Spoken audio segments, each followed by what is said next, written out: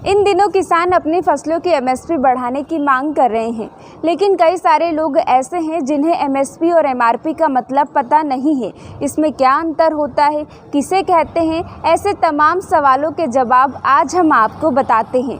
देखिए, जब हम कोई भी सामान खरीदने जाते हैं तो उसके ऊपर एमआरपी लिखा रहता है।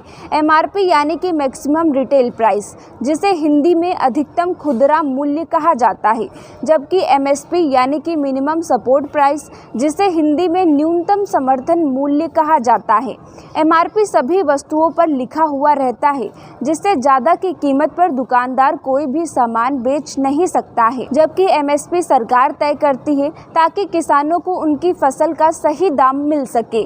अगर मंडियों में किसानों को एमएसपी या उससे ज़्यादा पैसे नहीं मिलते हैं तो सरकार किसान से उनकी फसल एमएसपी पर खरीद लेती है। इससे बाजार में होने वाले उतार चढ़ाव का असर किसानों की फसलों पर नहीं पड़ता है। यह एक तरह से सरकार की गारंटी होती है कि हर हाल में किसानों को उनकी फसलों के तय दाम मिलेंगे।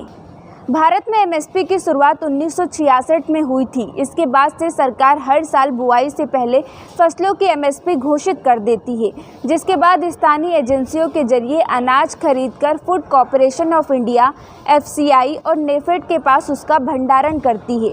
फिर इन्हीं स्टोर से सार्वजनिक वितरण प्रणाली (पीडीएस) के जरिए गरीबों तक सस्ते दामों में अनाज पहुंचाया जाता है। अलग अलग फसलों की एमएसपी तय करने का काम कृषि लागत एवं मूल्य आयोग के पास होता है, जबकि गन्ने की एमएसपी तय करने की जिम्मेदारी गन्ना आयोग के पास होती है। बावजूद इसके सरकार भले ही 20 से ज़्यादा फसलों के लिए एमएसपी तय करती है, लेकिन ज़मीनी स्तर पर खरीदी केवल गेहूं और चावल की ही होती है, जिसके चलते सभी किसानों को एमएसपी का फायदा नहीं मिल पाता है। कारण यह है कि सरकार गेहूँ और धान को पीडीएस प्रणाली के तहत गरीबों को बांटने के लिए खरीदती है, जबकि बाकी फसलों की सरकार को इतने बड़े स्तर पर जरूरत नहीं होती, जिसके चलते ज़्यादातर फसलों की खरीदारी नहीं हो पाती है, जो कि छोटे और मार्जिनल किसानों के लिए एक चुनौती है। फिलहाल इस समस्या का समाधान करने के लिए सरकार को क्या कदम उठाना चाहिए, कमेंट करके ज़रूर बताएं।